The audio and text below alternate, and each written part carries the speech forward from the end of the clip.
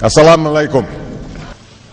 Many other Americans have Muslims in their families or have lived in a Muslim majority country. I know because I am one of them. But my father came from a Kenyan family that includes generations of Muslims.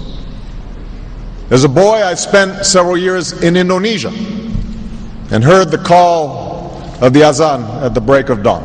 I have known Islam on 3 continents before coming to the region where it was first revealed. That experience guides my conviction. You're absolutely right that John McCain has not talked about my Muslim faith.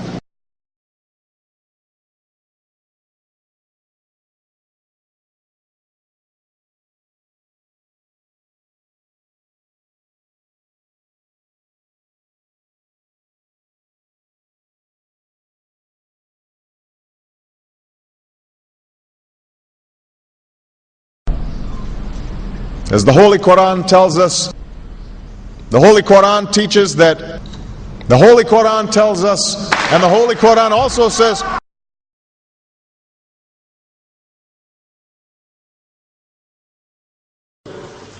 we will convey our deep appreciation for the Islamic faith, which has done so much over the centuries to shape the world.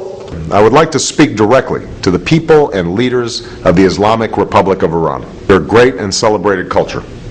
Over many centuries, your art, your music, literature, and innovation have made the world a better and more beautiful place. We know that you are a great civilization, and your accomplishments have earned the respect of the United States and the world. I also know civilization's debt to Islam. It was Islam at places like Uluzara that carried the light of learning through so many centuries, paving the way for Europe's Renaissance and Enlightenment. It was innovation in Muslim communities that developed the order of algebra, our magnetic compass and tools of navigation, our mastery of pens and printing, our understanding of how disease spreads and how it can be healed. Islamic culture has given us majestic arches and soaring spires, timeless poetry and cherished music, elegant calligraphy, and places of peaceful contemplation. They have fought in our wars, they have served in our government, they have stood for civil rights, they have started businesses, they have taught at our universities, they've excelled in our sports arenas, they've won Nobel Prizes, built our tallest building, and lit the Olympic torch. And when the first Muslim American was recently elected to Congress, he took the oath to defend our Constitution using the same Holy Quran.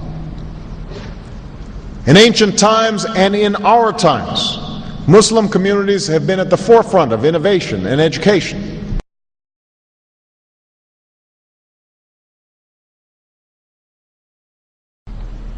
Islam is not part of the problem in combating violent extremism. It is an important part of promoting peace. The enduring faith of over 1 billion people is so much bigger than the narrow hatred of a few. In the United States, rules on charitable giving have made it harder for Muslims to fulfill their religious obligation. That's why I'm committed to working with American Muslims to ensure that they can fulfill zakat.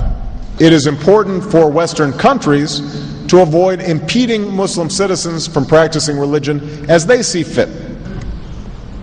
And I consider it part of my responsibility as President of the United States to fight against negative stereotypes of Islam wherever they appear.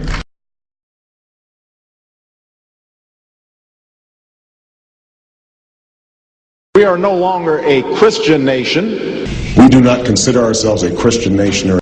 The United States has been enriched by Muslim Americans. Since our founding, American Muslims have enriched the United States. Islam has always been a part of America's story. There is a mosque in every state in our union and over 1,200 mosques within our borders. One of the points I want to make is that if you actually took the number of Muslims Americans, we'd be one of the largest Muslim countries in the world. Let there be no doubt, Islam is a part of America.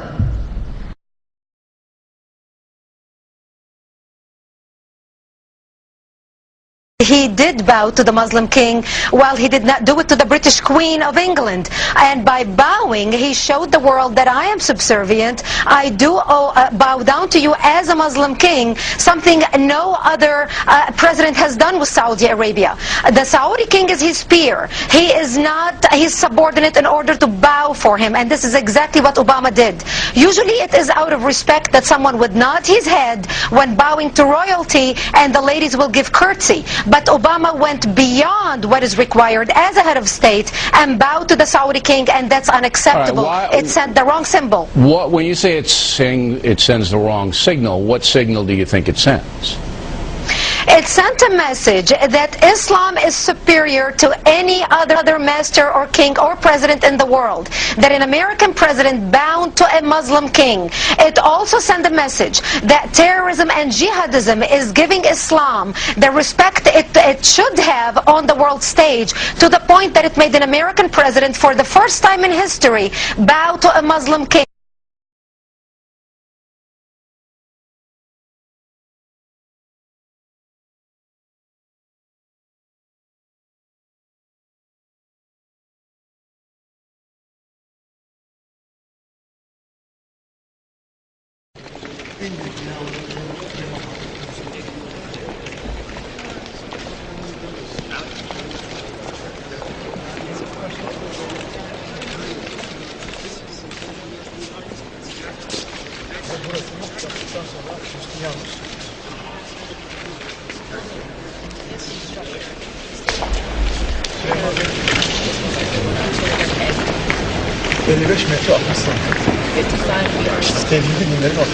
And this is a common thought shared by all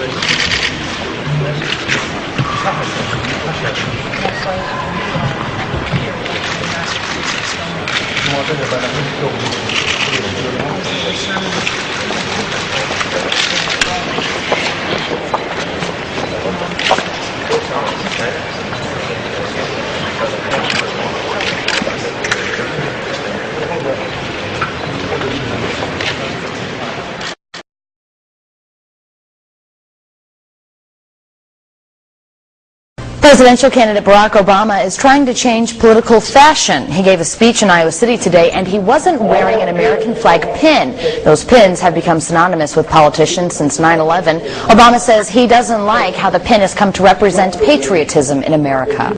I won't wear that pin on my chest. It's a little weird, Alan, that in the middle of the campaign the guy takes off the American flag that most people wear because they're proud of their country. Let me speak as clearly and as plainly as I can.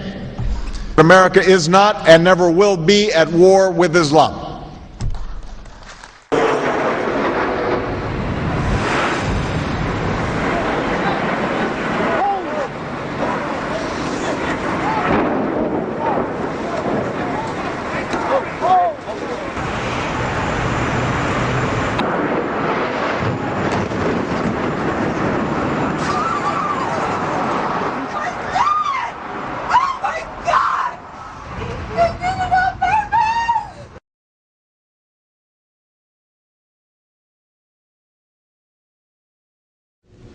Thank you. And Eid Shoma Mubarak.